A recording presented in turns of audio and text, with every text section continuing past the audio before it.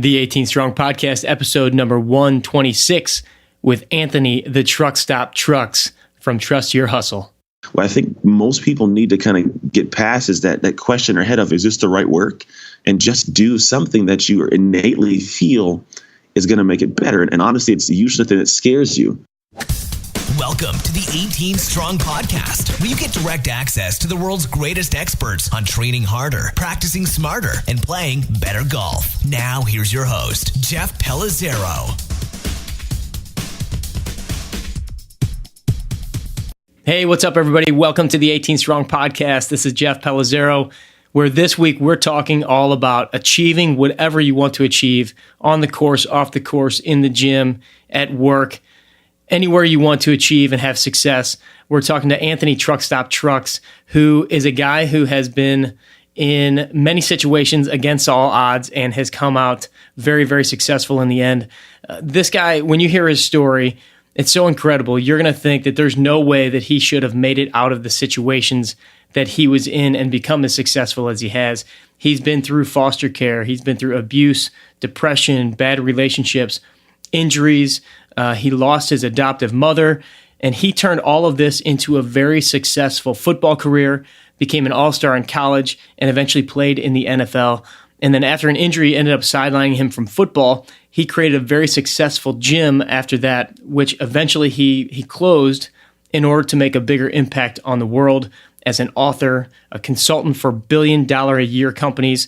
He's raising 3 kids, and he speaks across the globe on some of the biggest stages around in order to simply help people change their lives.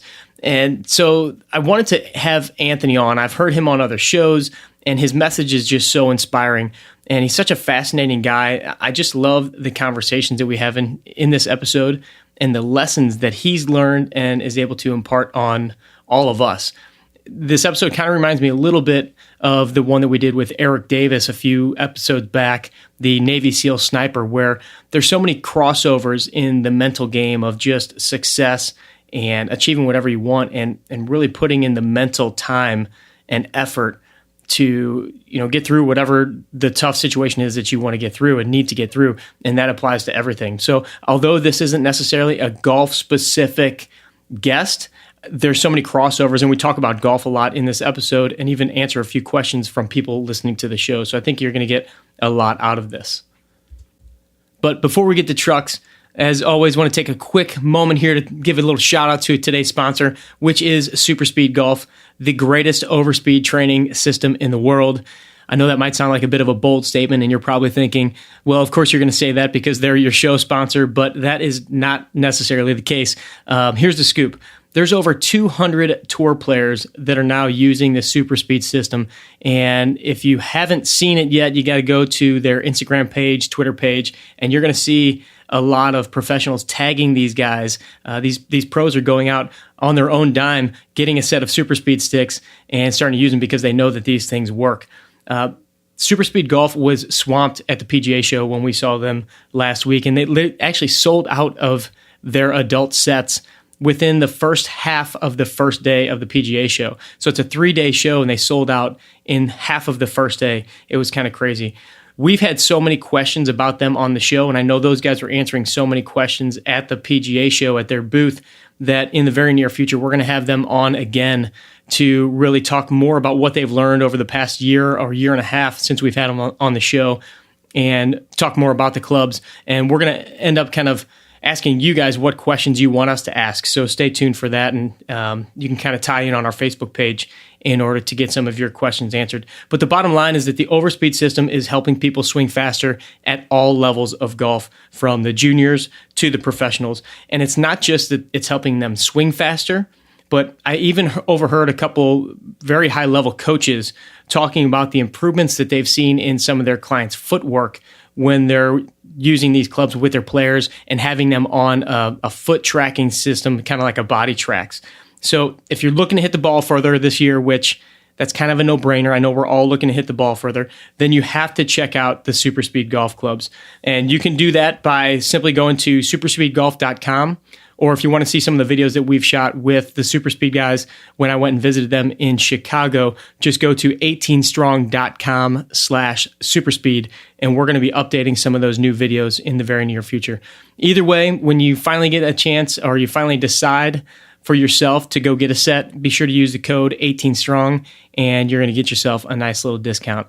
All right, let's get back to Anthony Trucks and talk about how you can implement a little bit more hustle to achieve just about anything that you want to achieve on the course or off. Anthony Trucks, welcome to the 18 Strong podcast, and thanks for coming on, man. No problem, man. Thanks for having me.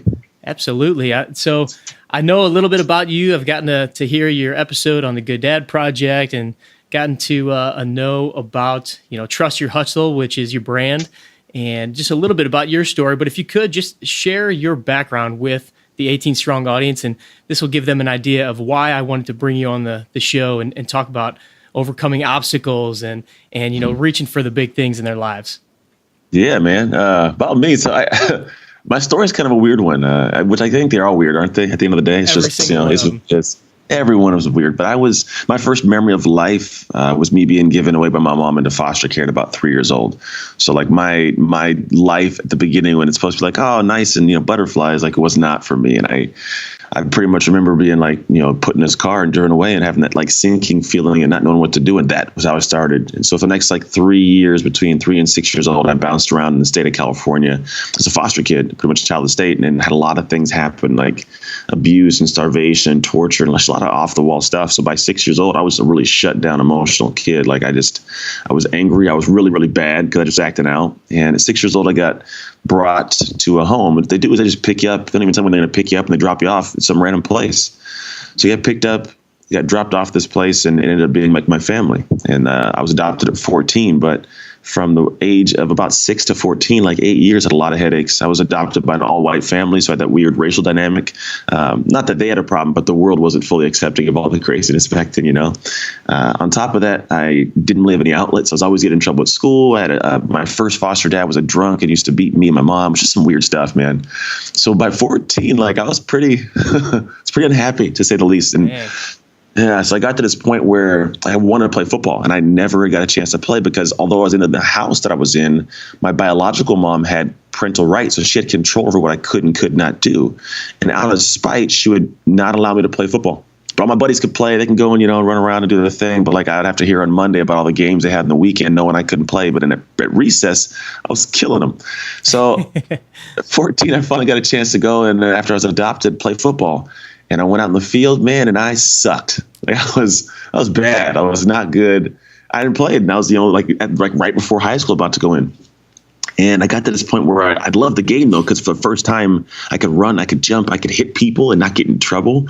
Like I loved this game, but I wasn't doing really well. The next year I went to my freshman year of high school, and some things shifted because I pretty much did well the first couple games. After that, tanked.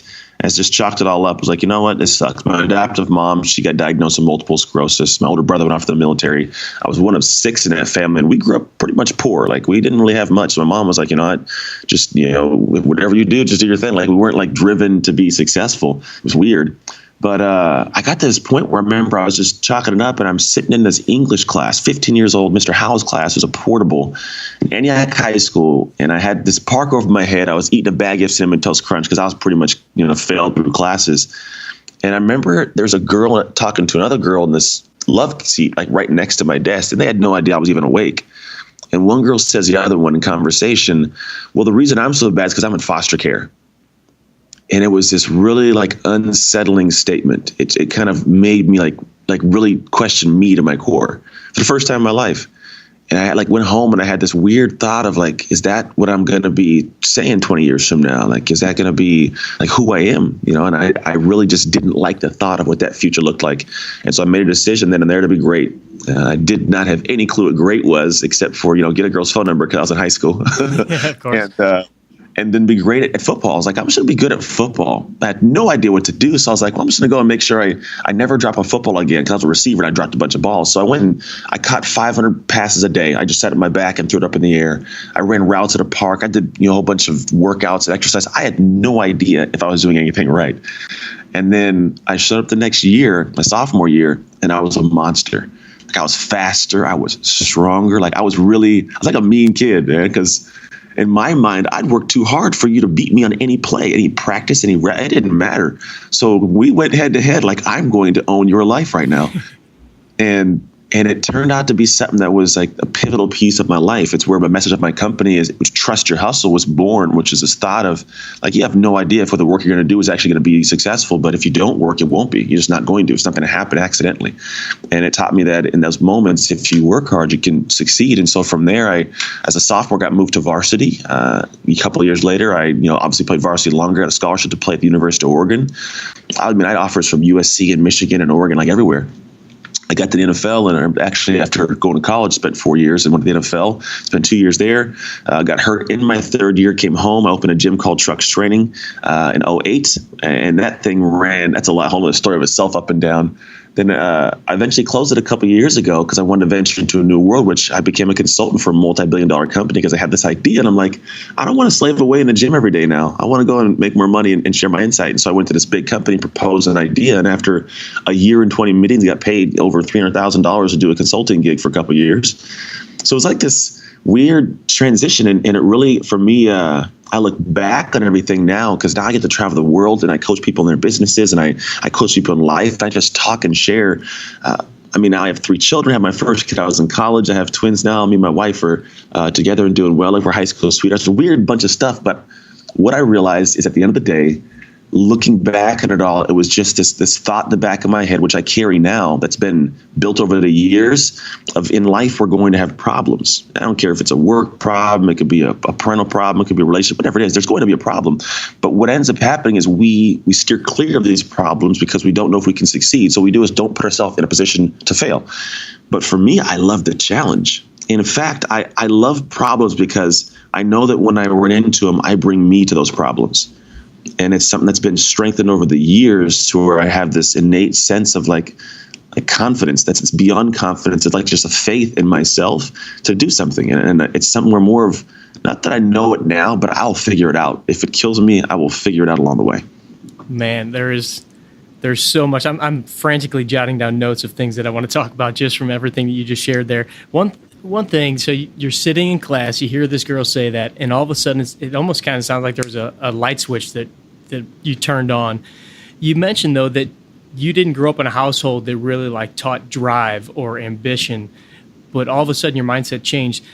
What is it that you think really struck the chord or then gave you the idea of, okay, now I'm gonna work. I'm gonna change my attitude completely from what I've known for the first 14 years of my life, and now I'm going to move in this direction. What was that? For me, I think I just got fed up. You go through that. I didn't really have a ton of positive memories. As a matter of fact, sad, I look back at my life. My buddy, my best friend, counted the years backwards. I cannot find a year yet that hasn't had some major turmoil take place. Even last year, it just keeps happening. And I think what it was is I got fed up with feeling like that. That was it. I just didn't. I felt like I didn't belong. I felt like I didn't matter. I felt like it's just that dark heaviness that people walk around with all day. And I got tired of it. And there's a realization of, if I don't change something, I'm always going to feel this way. But if I work, I have a chance to get out of this. Mm-hmm. And that was it. It was just a chance. I feel like there's so many people probably listening that would resonate with that, and whatever that struggle might be, whether that's their nutrition or their fitness or their health or their finances or whatever. This kind of spans across everything. We talk a lot on the podcast here about golf and fitness, but as you and I know, that there's a lot more on and off the course that everybody's dealing with, and it affects what you do on the football field. It affects what you do on the course, in the gym. And so something else that struck me was, you said you had no idea if you were doing it right. You were just doing it. So Can you expand on that a little bit? Yeah. I think a lot of people, they don't want to do the wrong work. Mm-hmm. That's the big fear. I don't want to do the wrong work. Well, there's no way to know what the wrong or right work is. It's literally one of those things there's no definitive. And so I didn't know clearly back then what it was. But for me, when I say the right work, I knew that I had to grind. So I'm like, all right, what do I have to typically do for this sport to be successful? I have to run, have to be stronger. I got to be, a little more skilled at my positions. So that's pretty much what I worked towards. I didn't know for sure if it was going to turn out, but I realized if I did something, I'd get closer to it. And so as I got closer, I realized, oh, this actually is working, because the biggest thing is just starting. So I was like, oh, this actually is working a little bit. I got stronger. I was actually a little faster. I was catching the ball better. So I did more of what was working. And so for me to find out what was working, I had to do something in the first place. So what I think most people need to kind of get past is that question in their head of, is this the right work? And just do something that you innately feel is going to make it better. And honestly, it's usually the thing that scares you. Because what scares you, it only scares you because there's an importance you've placed upon it, or you find with that area. Because what would scare you may not scare me, because I wouldn't be as important. So if you find something that's fearful of it, scares you, chase that. And if it works, you get a little closer, keep digging. Yeah, that sounds, it sounds like it's a pretty simple equation. But when you're actually faced with what you're staring in the face, what's the biggest thing? Like you said, it may not be a big deal to you, but if it's a big deal to me, all of a sudden, holy crap, I got to deal with that. But if you move towards it instead of running away from it, then you get closer to finding that answer. And like you said, challenging yourself and figuring out where you can go, what you can do, how you can accomplish it. What are some of the lessons that you've then taken from that whole journey that you've gone through, both NFL, gym ownership, which, by the way, there's a lot of trainers that are listening to the show, coaches that I'm sure are very excited about the idea of getting out of the gym setting and possibly having the opportunity to do something like you did, to change it into a big global brand.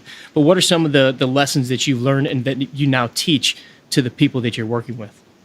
Man, it's a bunch of them. I think at the end of the day, it's all rooted in this concept, which is my Trust Your Hustle brand. And it is really, there's 3 steps to it: see, sacrifice, sustain. And everything falls under this. So the first stage, when people start looking at the lessons I've learned, are first you have to see what's going on. And this is a couple areas. One, it's seeing what's right in front of you, but it's also accepting what's right in front of you. Because we'll see problems, we'll see situations, we'll see where we're not good, and our ego won't let us accept that decision to actually say, not that great. I mean, it's a big thing with trainers sometimes, is to be like, I'm the greatest, because they feel like if they just for some reason, say, I don't know that, then they take all their credibility away and somebody else rises, which isn't the case. And so part of it's seeing what you're capable of doing, see what you're not capable of doing, and seeing which direction you really got to go. And sometimes it's not going to be the direction you want to go, but it's the one you got to go, which may mean, sacrificing some income, sacrificing some of your time, outsourcing something, like not being the one hanging on to all the ropes. Because if you hang on to the ropes, they're going to pull you apart. And then once you get past that comprehension of, okay, I see what I got to do, the next thing is you got to do something. Is it the concept, like if you're a person that can read but don't, you're no better than the person that can't. So if you know you're supposed to do something, but you don't do it, then it's still just nothing. So the next part gets to that sacrifice piece. And so one of the lessons I've learned over life is that everything comes in a backside of some sacrifice. Now there's good and there's bad sacrifice. There's bad sacrifice, which would be your health or your relationships or your well-being. But then the good sacrifice is your time management. It's like making sure you're not a professional time waster. So it's pretty much saying sacrifice your TV shows, sacrifice out your buddies sometimes, but also you got to sacrifice your ego. You got to sacrifice your comfort zone. I think that's one of the biggest ones, but most people that just I don't know that. And literally it won't be like something where you just I just don't want to do that. You literally feel internally discomfort at the thought of it. Like some people in business, when I'm like, all right, you got to make a web page, they're like, and I can know they're sensing that discomfort, but you're gonna have to sacrifice that feeling to actually move a little closer where you want to be. Because once you start that kind of process and you understand what it means to sacrifice and you actionably do it, you start actually making headway. And it's baby steps. It's literally not an overnight thing. I think most people know that, but when it gets to the moment of it, they don't know it. Mm-hmm. So it's understanding that. And then the last part of it is sustainability. A lot of people want a quick fix. They want it to happen now. They want it to happen overnight. I mean, my contract with that company took me through a year to actually finalize. I walked in, and after a year of meetings and organization, then it finally got in. It took me another year to get paid. It's time, So it doesn't happen overnight, but you have to have this idea of whatever it is you put in place, the goal is to keep it in place. Sustainability, which means a lot of consistency of small actions, even when you don't see a result now. And then on top of that is having the ability to look at the longevity of what you're doing. Because if you want a quick fix, it's going to be gone quick, just like it comes. It's hard to keep those full blasts moving because you're just not planning the right way. And so for me, I only work with people who comprehend that what I'm doing with you is going to take some time. And I want you to be wrapped your mind around the concept of it's going to be something that I want you to sustain so you're not back in this bad place you're at now, 6 months from now. Yeah, I think that sustainability is such an important part, and something that I know that I've struggled with different endeavors that I'm on, and people listening to the show have struggled with is, sometimes when you're doing that, you've sacrificed, you figure out what you need to sacrifice. You start to get into that sustainability mode, but all of a sudden you're kind of like, nothing's happening. I don't see anything happening. You start to get kind of frustrated. And, then it's, do you trust the process and the thing that you're on? I know for weight loss and working out, a lot of times that's a big thing. The scale's not dropping, or, I don't feel like I'm getting stronger. I'm not getting better. I'm not dropping my scores. What do you suggest when somebody kind of hits that dip or that lull and they don't see that? Yeah, that's the moment everybody breaks, and that's the moment that most people never climb out of. To be honest, though, that's part of the journey, and we know that in advance going into it. But when we actually hit it, we're unhappy with it. I was watching this show called This Is Us, and there's a girl on there, and she works out and she's exercising and she's trying to lose weight, and she only loses 1.5 pounds. But the thing is, she pretty much stopped. She's like, I'm done. It didn't work out perfectly, but you have no idea what your body might be retaining more water. Your body might be getting more muscle, but who knows? But what happens if you don't stick to the plan, it doesn't end up panning out. So what people do is they end up getting off the train too early because it's too hard right now. And so what I tell people, a lot of it is find a reason why you are on the train in the first place. I think what ends up happening is you heard of the why, what's your why? And so what I look into and I hear that is there's got to be something more, because I'm looking at that as when I first was in my gym and I was having people come in to lose weight. I had this woman come in. This is where I learned what the why really needs to be. Woman comes in, her name's Francine, and she says to me real basic, she says, hey, I want to get in better shape. And I say, well, why do you want to get in better shape? And she says, well, I want to lose 10 to 15 pounds. Why do you want to lose 10 to 15 pounds? Well, I want to be able to fit in these jeans again. I'm a guy. I'm like, why do you want to fit in those? Buy new jeans, But why do you want to fit in those jeans again? And every time I'm asking her, she gets a little bit quieter and starts scanning the room. She actually got closer to me. And I'm like, what's going on right now? And then I ask her, why do you want to get in those jeans? And she gets the quietest and looks me dead in my eyes and says, well, the reason that I want to get these jeans is because I feel like I'm unattractive to my husband and it's ruining my marriage. And I was like, oh. Wow. That's the reason. Yep. So when you get to that point of she's having a bad day and the kids are acting up and things are going crazy, that's the reason she'll actually come to the gym. That's why she got in the train in the first place. And so when you have that reason set in place, what I believe it is, it's the one that's so deep and so dark, it's embarrassing to share in public. When you got that one locked in, now you'll keep going. You'll stay on the train. And even if it does get hard, it's this is hard, but I want this end result so much more. Wow. It's crazy that you bring this up because I just finished reading a book called Millionaire Success Habits by a guy named Dean Graziosi. Dean. Yep. And in that book, he talks about the 7 levels deep exercise, which is exactly what you just went through. You start with whatever it is you're trying to accomplish, whether that be a better golfer, whether that be lose weight, whether that be make more money, whatever. Why do you want that? And, you come up with your reason. And then he says, now go 7 more levels deep on that why. Ask that question exactly like you just did. 7 more times or 7 total times. And when you get to that bottom one, you're going to go from that whole, the answer that you think people want to hear or the answer that's in your head to the one that's really, weighing on your soul and weighing on your heart. And that's the reason that you're going to stick to your workout plan and you're going to get up at 5 a.m. and you're going to do whatever. So just a crazy coincidence that you brought exactly that up. I was just talking about that last night with a few guys that I know. So excellent. Well, another question, you mentioned the comfort zone. And when you get to a point where you need to sacrifice something, you mentioned, designing a website or something, it just kind of has that internal turmoil. When you find one of your clients or somebody you're working with, they find that they know where they need to go as far as getting out of their comfort zone, but they really don't want to do it. How do you teach them to face that? And this kind of probably goes back to a little bit of what we just talked about, but are there certain techniques that you use with these guys or girls to then really help them kind of look at themselves in the mirror and get out of that comfort zone? Yeah, I mean, it's not something where you just talk about, and this is what I've realized. Everybody wants to find this, hey, what can I do to motivate you? And I'm like, motivation takes you somewhere, but doesn't take you all the way. And most of the time, you need new tools, ideas, techniques, process to change stuff. But what ends up being the big thing people need is they need hope, clarity. I know that if I do this, it'll go in this right direction, even if it's going to be hard. So imagine you're standing on one side of a river, and there's a rushing river between, on the other side of the bank is, this specific thing you want. Let's say it's, a golden statue of yourself. I don't know. So I want that golden statue. Okay, cool. There's a river in front of me. I'm not going to get that. It's just a lot. That's too much. If I go there, I'm going to die. So I'm literally, if I walked up to you and said, Jeff, you got to go get that. You got to jump in and out. You'd be like, I'm not getting in. You turn and run away. But if I said, hey, and I turned you around and said, look at that bridge over there, would you cross the bridge? Yeah. Yeah. Because it's a bridge. Like, oh, I see the bridge. So the bridge pretty much is what people need to get where they want to go. And so what you got to do is for people is craft the bridge. And it's just the steps they have to do. And a lot of it's going to be them building the bridge while the river's still running underneath them. That's just how life works. But what I end up doing when people are at that point, like they just are stuck, it's like, let's craft your bridge. Let's say, what is it you need for the very next step? Or what's the end result? Obviously, start with the end in mind. And we work backwards from there. And then we look at it realistically and say, it may take time to get these steps done. But at least you're putting the right work in as opposed to wasting time. Because if not, you could be 6 months down the road and be like, I'm still not where I want to be.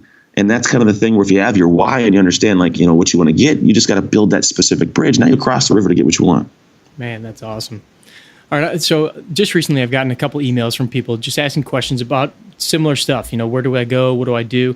And I actually pulled one up I have right in front of me. It's from a guy he's a college golfer.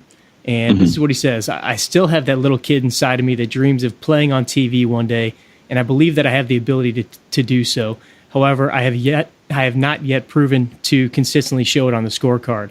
I'm excited as we begin to prepare for this next season and what my instructor and I know that I could do and what we've known I could do for a long time. What would you say to a guy in this situation who, to me, kind of resembles where you were a long time ago in your football career?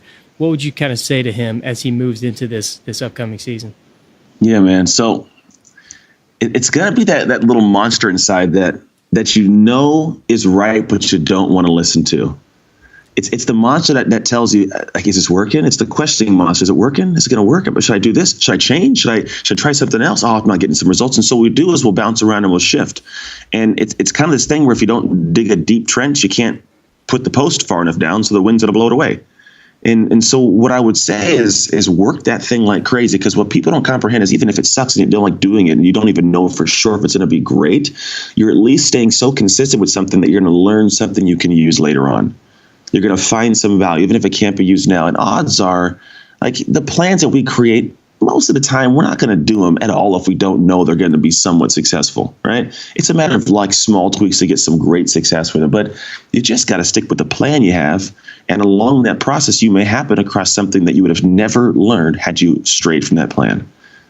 Yeah, that's so true. I mean, you never know where you're going to go. You never know if that plan is going to work. And odds are, like you said, it's not. But that then allows you to move towards a new plan, have a little more glimpse of where you can go. I want to get a little more background on just the name, Trust Your Hustle. I love that name. I love the feel of it. And, for everybody listening, you guys have to go to Anthony's website. He's got a ton of great videos on there, and just, the messages that you bring in those different videos are awesome. But give us the background on the title, Trust Your Hustle. Yeah, so Trust Your Hustle was actually accidental. It was not a plan. I didn't sit and think that one out. I used to own a gym. Actually, I'm reopening the gym here in probably about a month, actually. And I had this membership that I was part of, like in a mastermind group, and I would meet with them. So we were in Monterey one time. And now this is what people don't know about the gym. When I started my gym, I had come home from the NFL. I had some money, and I wasn't going to buy a Bentley because I wanted to have a future. So nice. I was like, well done. Yeah. I'm going to go ahead and use this to do something. So I was like, well, I'm going to open a gym. So I opened this gym. It was 8,000 square feet. I had no business plan. I had no clients. I had zero idea what to do. I never owned a business. I never even had a gym membership, but I opened a gym. And so I was like, I'm going to do this. And I did it. And the thing is along that path, same thing. I was like, I'm going to figure this out. I'm going to just figure it out as I go along with the journey. And so I was sitting, 4 years later in a room with this girl named Amanda. And me and Amanda we're in a big group of like 13 people. And she's talking about how, I'm at this gym and I have my clients and I have the funding and I have the location, I have the business plan, but I'm scared. I want to know that it's going to be great. I want to know that it's going to work. And she turns to me, she says, Anthony, how did you do it? It was kind of like almost condescending. She's like, how did you do it? Because you didn't have anything ready. Because you didn't have anything. Yeah, because we've been in the same group for like a year at that time together. And I was like, to be honest, I knew that when I got into it, there was going to be problems. But I realized that like you just got to trust your hustle. And that literally just flew out of my mouth. And everybody was like, oh, like literally everybody was like, it's like, oh. And I was like, and I kept going. I was like, gotta trust your hustle. I said, at the end of the day, like, again, you're gonna have problems. But the thing is, if you just prepare along the way and then realize that when you get to that moment, you're not gonna die. You just have to find out how to figure it out. Like, you're gonna realize that you actually are more prepared than you even think you are. And so you just gotta go in there and do that. And so it was born at that moment, but I did nothing with it. I went and got a trademark for it. I sat somewhere like in my gym. I just sat on it for a little while, and then I got to this point where it was 2015. It was April, actually, 2014, and I was in a room with my mom and my dad and my grandma. And my mom was not doing too well, and within like an hour, me and my dad were holding my mom's hands as she took her final breaths. And it was like one of those moments where like you really have to determine like what is this? It's so finite. Like, what are we doing here? And I had this like question realistically of like, what am I? Who am I? Like, this is what, my mom is this person who is, not even, she's able to walk 17 years in a wheelchair. Like, I'm sitting here like, I'm a guy that at the time I had my gym, but I wasn't in love with it. And I was trying to figure out really what it is that I wanted to do. And I loved sharing with people. I loved the gym people. I didn't love having to manage it and oversee and hire and fire. And like, it's just craziness, right? But the rest of it, like, I love the people.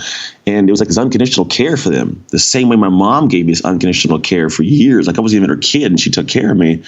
And I realized at the end of the day, it's like we all have to get to a point where we get out of the role of assuming that what we're doing is what we have to do, even if we don't like to do it. And you have a short amount of time. My mom passed at 47. Wow. 47. Like, so at the end of the day, there's a possibility that I'm going to be here on this planet for less time than I've already been here. And that's been fast, like flew by. So it's like, you know what? I can't keep living in this mindset of maybe it won't work and maybe it'll fail and maybe I won't be able to succeed. And I really took my focus, because that thing is where your focus goes, your energy flows. So I put my focus towards the positive. I said, what can I really accomplish if I put my brain to it? And how could I do it? And I wanted to go and share. And so I happened across this guy named Brendan Burchard, and I went to this Experts Academy, and oddly, at a weird turn of events, like I ended up understanding what it was I was meant to do, which was to take this message of my life, really what it is, and break it down and teach to people. And so Trust Your Hustle was then taken from out of the closet, and it was turned into a living, breathing company that not only has like a message, but also like structure. Like I have curriculum that I teach from it of how to exactly do this step by step. Like, so it's more of this, not only a message of like work, but also here's a big piece of it. A lot of programs are all about changing yourself and building yourself and making yourself better. Whereas for me, I'm saying, trust you. Like, you already have it in you. There's no limiting aspect of what you have. Like, literally, I'm trying to frame it as like you have everything you need right there, even if it's the capability to get more capabilities. And so when you start to put things in motion, you can actually change everything about you. But it starts with having that one little thought of maybe I can trust my hustle, or start with, you know what? I trust my hustle. Let's get this done. And you just go. And the funny thing is, when you start working, oddly, things happen to actually work out because you're finally doing the work. That's crazy. It's crazy. And I think you're so right that we tend to not trust what we have inside of us, and what our capabilities are, what our opportunities are, because it's not something that we've experienced before. We tend to look back to the past and what we've achieved and where we've come from, and not necessarily where we think we can go. It's so funny. I mean, there's so many similarities that I see between your story and where I am and where I'm trying to go, and where 18 Strong came from, being a gym owner, being a trainer, being a physical therapist, a coach, but, wanting to have something bigger and reach a bigger audience and share these messages that I've learned from amazing people like you and other guests we've had on the show, and being able to, put that out in the world and help people, golfers, trainers, coaches, whatever, realize that they've got what they need inside just to do whatever they want. So if that's you trying to be on the college golf team, or that's you, trying to get in the best shape of your life, much like you, it's trying to help people realize that they've already got it. They just need to trust it and go. Yeah. So let's look at maybe a golfer, a guy who's just, everyday average Joe. Like many of us, he's got a job, he's got kids, he's got family, he's got this, he's got that, but he's got that struggle, whether and that might be, let's say, just his health in general. He knows that on a daily basis, he doesn't do what he needs to do, but he's struggling to find the time. Where do you suggest that guy start? Oh man, there's a couple of steps. This is actually one of the programs I create. So at the end of the day, most people, they'll have that excuse of I don't have enough time. And what it is we, there's a great saying, I think Robin Sharma says this, is the time that ordinary people waste, extraordinary people leverage. And it's this simple statement, but it's like, oh. And so what I do is, like, with my clients, for example, I have membership programs that are fitness-based. I have membership programs that are, business-based. And everybody that comes on, no matter what it is, they, in fact, end up being stopped by doing the course because they can't find time. So what I did is the very first piece of it is all time management. And the way I do it first is you got to do a time audit. You literally have to live your life as you live your life and then check back in your day and say, where did I waste time? Did I sleep in? Did I Facebook for a couple hours? Did I wander around like a store when I shouldn't have? Like, really, what was it? And then once you have that, it's like, okay, cool, I see where I'm wasting time. And then the next piece, which is it's somewhat tedious, but at the same time, it gives a ton of clarity, is I have this sheet. In fact, nobody can see it, but I'll show it to you because we're on video, but it's these sheets.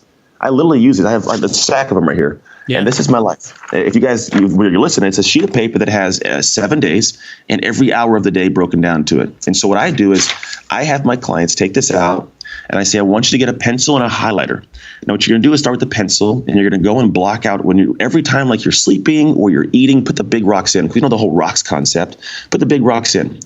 So what they'll do is they'll put in, they're sleeping for the 10 hours or 8 hours. And then from there, they're going to have the time when they're eating. And then they're going to have the time when they're traveling and driving. Then they have time with their family, whatever it is. But when they start filling it in, eventually you start seeing on this paper a bunch of little white spots. It's a bunch of hours open or half hours open. And what ends up happening is they're like, oh, I didn't even realize I had that much extra time outside of the rocks. The problem is we're filling the pebbles in with garbage. It's just empty.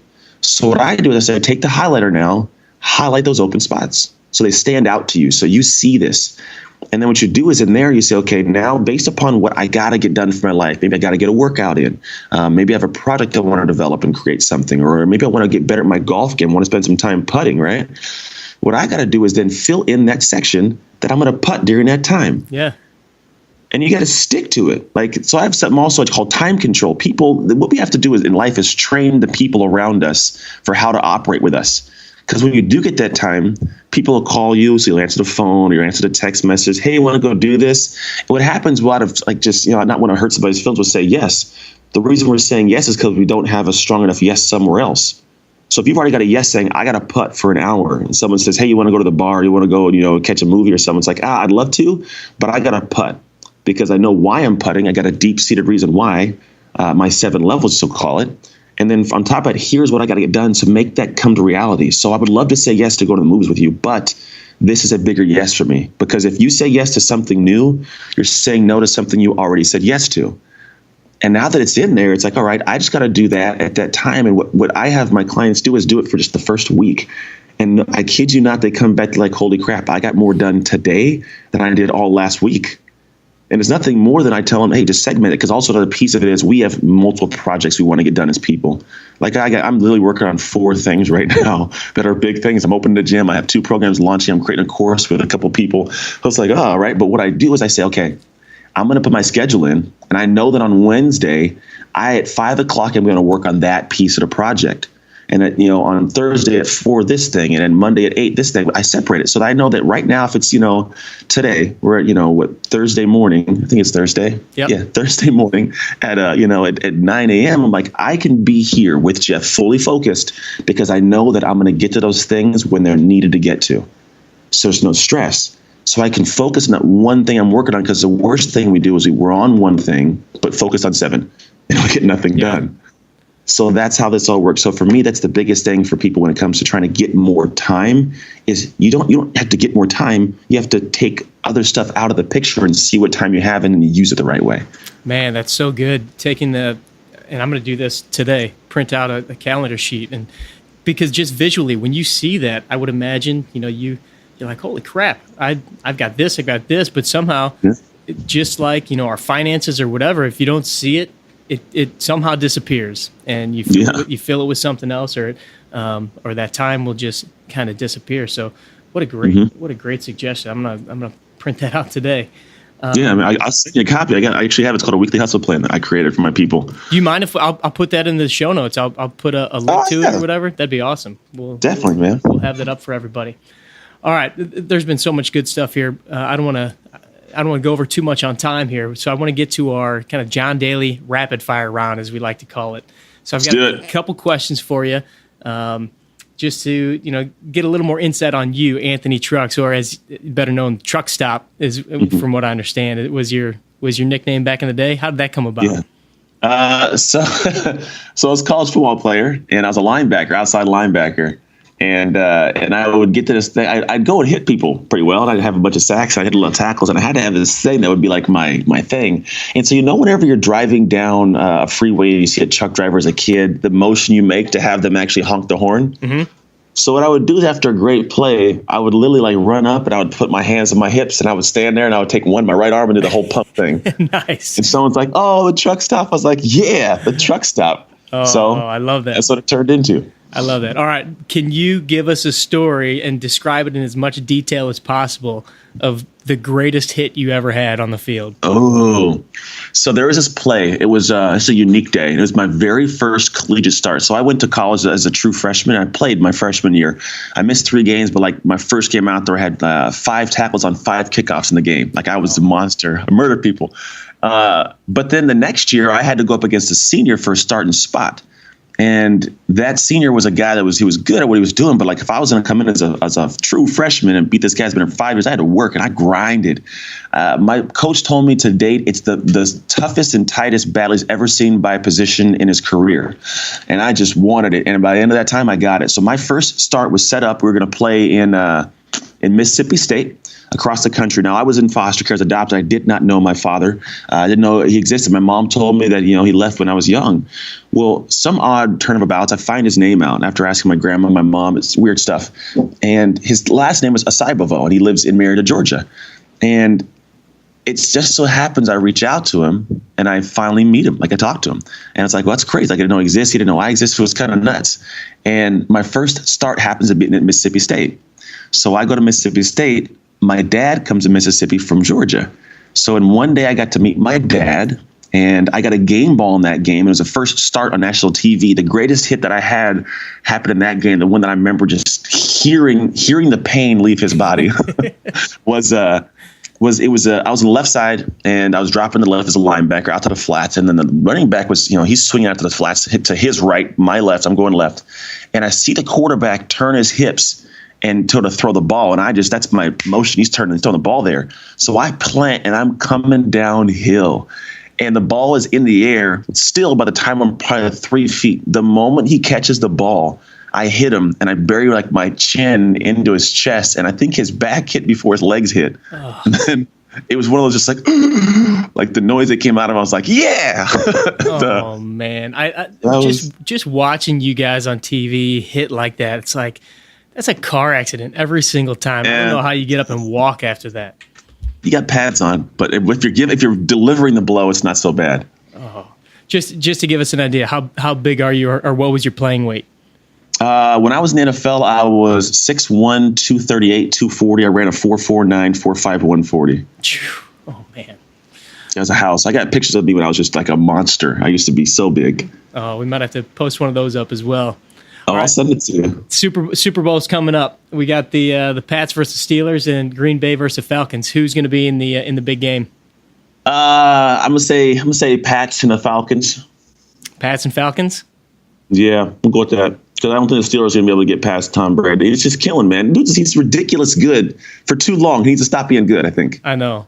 He's got to have some deep dark secrets in his closet or something. Man. He's just a machine. He just is. All right, when I was playing with the Steelers in a playoff game, the second half, he threw 43 passes, no runs, and won. It was who does that? This is craziness. Unreal. All right, now I know you said that you've had some outings, some golf outings, being in the NFL and playing some pro-ams and stuff like that. Any good stories from your time on the course? Yeah, I mean, Or how's your golf game? How is your golf game? Here's the thing. If you want to play with me, don't get mad if we're doing like a scramble, because I'm going to be the worst one. But every once in a while, I'll get one of those good long drives. But I'm a blast. We have a lot of fun. I joke around a lot, but I'm not the guy you want to go on if you're trying to win the tournament. It's not going to happen. But I can play a little bit. I got some coaching. I got some stuff back in the day. I don't want to say weird, but I remember there was a tournament. It was like a tournament, like something we were getting into, where I had like 3 or 4 guys it was a charity event. And one of the guys was an ex-Navy SEAL. And he was a good dude, a happy guy, but he proceeded to tell us some really off-the-wall stuff. like serious stories. He'd have his full, in-depth, detailed stories about him parachuting into different areas from crazy high in the air, and then like slitting people's throats and like killing them and then like confirmed kills. But I don't know if most of them, he might have been a little bit drunk was why it was, because I don't think most Marines even these guys still share this stuff at all. I was told like people don't share this stuff. But then, he's like, and then we just get out of there and no one knows we're there. He's like, we get in and get out. So it's just like, oh, well, that's how our world works. And that was years ago. So I don't even want to know about what it's like now. That's an interesting day on the course. Yeah, it was fun. And I mean, I've had guys drive carts into ponds and nutso stuff. I haven't broken anything with my golf balls yet. I always lose at least 3 golf balls in the first hole. And I don't know what it is. It's like I'm just getting warmed up and it's gone. Just throw those in the water. Seriously take range balls out there sometimes for the first 3. I'm just getting some range balls and just go with it. Nice. All right, Caddyshack or Happy Gilmore? I'm a Happy Gilmore kind of guy, man. But Bill Murray's a bad man. He's dope. You ever watch the Chive? You're going to Chive? That dude's like, he's cool, man. But I'm going to go Bill, what did I just say? Happy Gilmore. I'm more the Happy Gilmore swing it hit. Like I'm a football guy. Just go out and get it. All right. If you had the chance to play 18 holes of golf with anyone in the world, past, present, future, and could play anywhere you wanted to play, who would it be? Why would you play with them? And where would you play? Who would I want to play with? I'd want to play with. I'd probably want to play with Obama, and I wouldn't even say it's because I like him or any kind of stuff. Just more so because I want to know like the real stuff that goes on in our world that I'm sure he knows, and I want to know like what his perceptions are like that nobody else would hear. So I'd like to have like a conversation where he knows he can brainwipe me. But I'd love to just play a round of golf with that guy and just pick his brain on, because I mean, when you're in the highest, like office in the world, like that's just, you got to know stuff that no one will ever know. Oh yeah. And that'd be cool. That many people don't want to know, to be honest. Yeah, really. Good answer. All right. What's one last piece of advice you have for the audience, and then tell them where they can find you and everything you've got going on, and about some of your programs and everything. Yeah. So I guess we can culminate with this quote that I made, which is why I like it. So I've realized at the end of the day, I'm a guy that works, but I try to keep balance of my life and my family, right? So, but there's also this thing, if people don't comprehend, you got to work. Like everyone wants a secret pill and 7 steps to being a millionaire in 7 hours. Like it's not going to happen that way. So what I tell people is there are 2 types of people in this world. There are those that work, and there are those that watch them work. I don't mind the audience. I love that. I saw that on your website, and I just thought that was so good. Such a great piece. And that's what I live, man.